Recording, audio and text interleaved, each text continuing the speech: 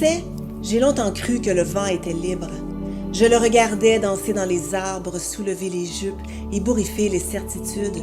Je l'enviais, ce sans-gêne magnifique qui ne demande jamais la permission d'exister. Puis un jour, j'ai compris. Le vent aussi, on essaie de le domestiquer. On lui construit des murs, on ferme les fenêtres, on invente des paravents. On dit qu'il dérange, qu'il fait trop de bruit, qu'il décoiffe, qu'il devrait se calmer, ce vent, être plus doux, plus prévisible, exactement comme nous. Ça commence tôt, tu sais, l'apprentissage de se dissimuler. Je me rappelle quand ma fille était toute petite, elle courait dans le salon, les bras grands ouverts en faisant « Wouch !» Elle était le vent, justement, et moi, sans réfléchir.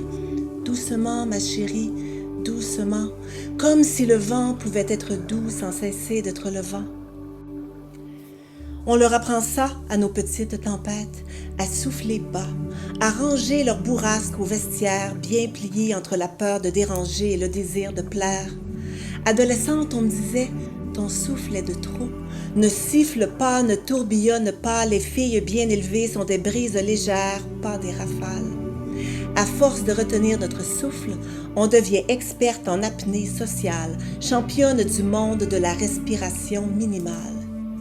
Et puis un jour, on se retrouve enfermé dans notre propre peau, comme dans une pièce sans fenêtre. On a tellement l'habitude de murmurer que même nos pensées chuchotent.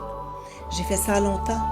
Sourire quand j'avais envie de hurler comme le vent du Nord, dire merci quand j'avais envie de tout balayer. Et tu sais ce que c'est le plus triste? C'est qu'on finit par croire que c'est normal, que c'est ça être une femme, cette asphyxie lente et polie qu'on appelle féminité. Mais j'ai l'impression qu'on a peur du vent des femmes, pas parce qu'il est destructeur, parce qu'il est puissant. On a peur de la vérité qui dérange.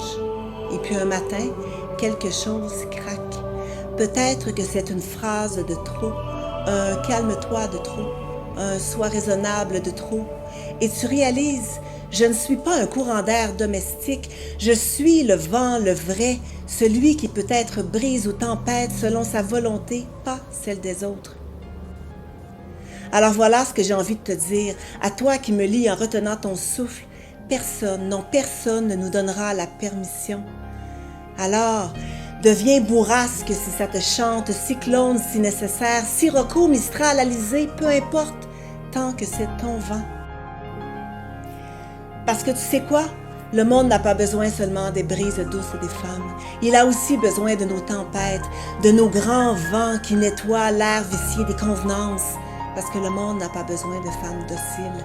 Il a besoin de femmes qui déplacent le vent, des femmes entières, bruyantes, flamboyantes, des femmes qui soufflent fort jusqu'à réveiller les arbres. Et si ça dérange, alors soufflons, soufflons plus fort, soufflons encore sur les silences, sur les cadres, sur les injonctions qui étranglent. Soufflons pour celles qui n'osent pas encore, soufflons pour celles qui ne peuvent plus. Et si ça décoiffe quelques certitudes au passage, alors tant mieux, c'est que ça marche, enfin.